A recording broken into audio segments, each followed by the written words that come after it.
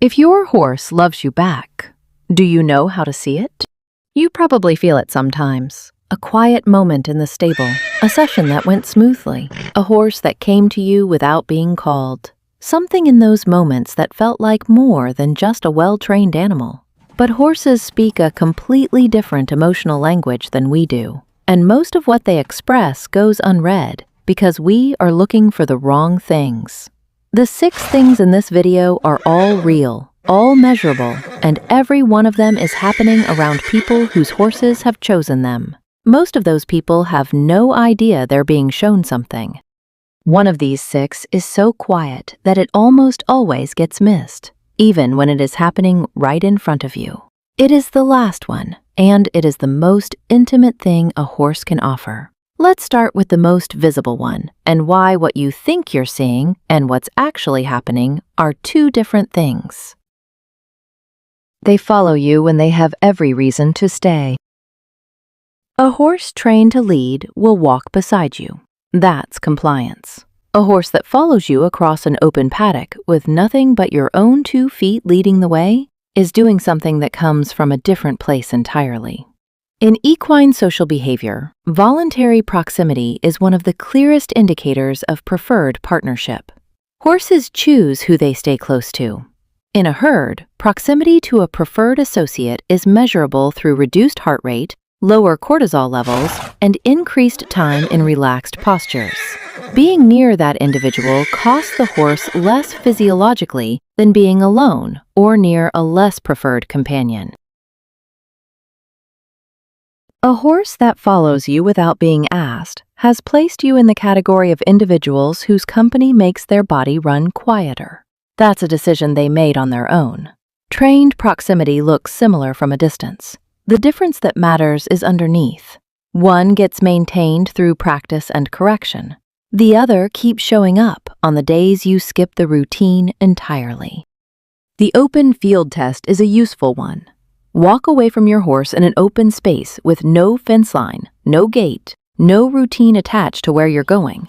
Watch what they do. The ones that drift after you are giving you a clear answer. Time it if you want to be precise. If you're already thinking about your horse differently, a like is the best way to tell us to keep making these. Subscribe if you want more. We're just getting started.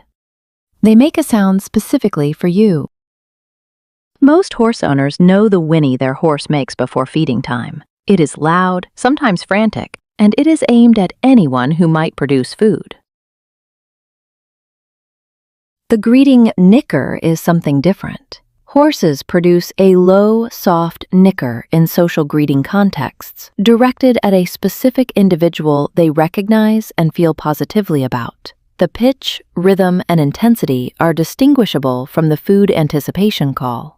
Research by Proops and McComb, published in 2012 in Proceedings of the Royal Society B, demonstrated that horses recognize specific individuals across sensory channels, matching a known person's voice to their face, even when seen from a distance. The greeting nicker is part of that individual recognition system. If your horse makes a soft, low sound specifically when they see you, distinct from the sounds they make for feed or general activity, they are using their voice to acknowledge you as an individual. That is a social communication, and it is specifically directed at you. Listen for when it happens. The feeding whinny fires the second a bucket rattles, aimed at whoever's closest to the food. The greeting nicker shows up at the sight of you specifically, food or no food in your hands, which is exactly what separates the 2. They start the grooming. You know your horse grooms well when you reach their favorite spot. What is less often noticed is when they initiate it. Mutual grooming, or allogrooming, is a social behavior horses perform with individuals they have chosen as close companions. When your horse reaches their muzzle toward your shoulder, your arm, your back, and uses their lips along you in the same long, unhurried strokes they use on a herd mate they trust, they are extending you the same social gesture. They are including you in the relationship they reserve for the horses they feel safest with. Most people pull away or redirect this. Some correct it, assuming it is inappropriate.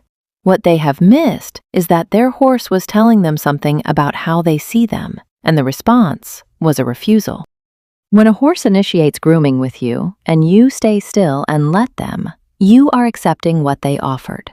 The reply is simple. Stand still. Let your weight settle. Stay for as long as they choose. Pulling out your phone or stepping away mid-groom reads to them exactly the way it would if a friend walked off mid-sentence. They rest near you when they have room to go anywhere else. A horse at liberty in a paddock, with space to move, has a full range of options. When they choose to stand close to you, head low, eyes soft, weight shifted, they are choosing proximity the way they choose proximity to a trusted herd member. Something measurable happens between a calm person and a horse standing close to them. Their nervous systems start to move together. Being near you becomes part of how they regulate themselves. Watch whether your horse drifts toward you or away from you in open space. Watch whether they position themselves near you when you sit on a fence or stand still in the paddock. Horses that choose to stand in your radius when there is no reason they have to are telling you something about where you fall in their internal map. That map gets redrawn constantly, and it's worth checking more than once. A horse that used to drift toward you and now holds back is telling you something changed, just as clearly as one that started coming closer. Sit on that fence a little longer next time and see where they land. They look at you softly. This one is easy to overlook because it requires no movement. When a horse is in a state of genuine relaxation around you, it shows in their eyes.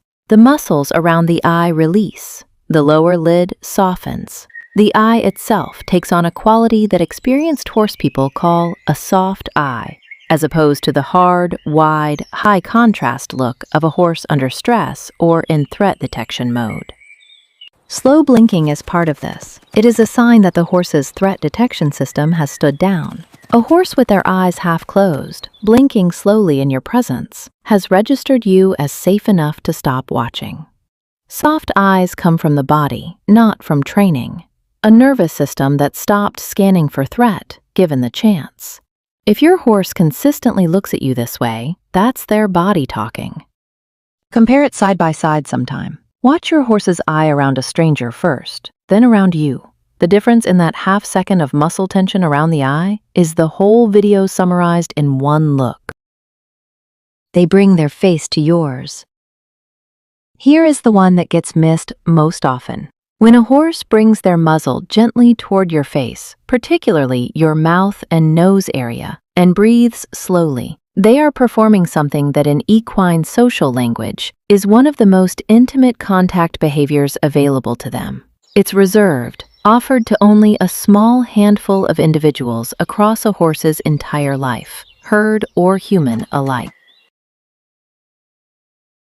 Nose-to-nose breath exchange is how horses greet close herd members. It involves sharing breath, reading scent, making direct facial contact. It is a behavior horses perform with individuals they have already accepted as part of their social world. In a prey animal, that level of proximity to the face of another being requires a depth of trust that has to be earned over time. Most people hold still for it, feel something quiet happen, and do not quite know what to call it. Now you do.